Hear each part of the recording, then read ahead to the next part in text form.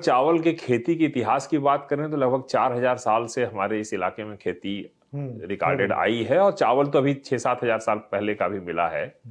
लेकिन 4000 साल के उस इतिहास में देखें तो ये ट्रांसप्लांटिंग पिछले 80 से 100 साल से ही भारत में आई है। अच्छा, लगातार सीधी बुआई से ही होता था चावल, जिसमें ये ट्रांसप्लांटिंग 100 साल पुरानी है। हाँ हाँ, भारत में इससे ज्यादा पुराना नहीं है। जापान से इस मेथड को यहाँ लाया गया, और यहाँ इसके का मेथड हाँ, यहाँ का मेथड नहीं है। और इसके पहले सीधी बुआई होती थी। आप अगर अभी भी याद करें पुराने जमाने में तो छिटकुआ विध्वंस सब होता था, ट्रांसप्लांटिंग नहीं होती थी।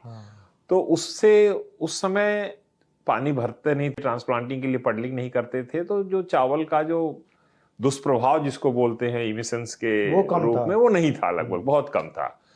लेकिन समय के साथ हम इस विधि की ओर आए।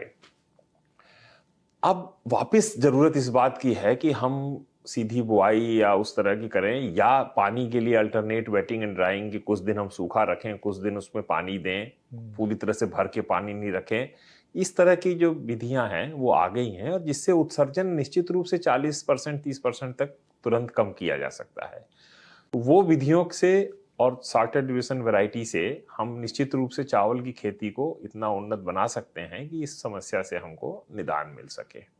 और अगर ग्लोबल बात करें तो दुनिया में भारत में ही ट्रांसप्लांटिंग लगभग 25-30% सीधी बुआई है, या बुशनिंग या ब्रॉडकास्टिंग है। अदरवाइज कई ऐसी कंट्री हैं, वियतनाम, कंबोडिया, लगभग श्रीलंका आपके पास में, जहां 80 से 90% तक सीधी बुआई हो रही है। अच्छा, तो दुनिया में कई कंट्री और पूरे यूरोप में भी जाइए तो चावल सीधी बुआई से ही होता है। ये कोई अब हर जगह लाइन से सोइंग कर रहे हैं, तो ये उतना कठिन कार्य भी नहीं है। बस ये है, जैसा आपने कहा कि हम कोई चीज को बदलने में हमारा दिक्कत आती है, तो वो हम बहुत ही प्रयासों से, आईसार और इरी और सबके प्रयासों से अब निश्चित रूप से हम उस दिशा में बढ़ रहे हैं कि आने वाले कुछ सालों में सीधी बुआई, shorter duration variety, water efficient technology, इन सब को यूज करके इमिशंस को काफ़ी कम किया जा सकता है, और चावल की खेती को क्लाइमेट फ्रेंडली भी बनाया जा सकता है।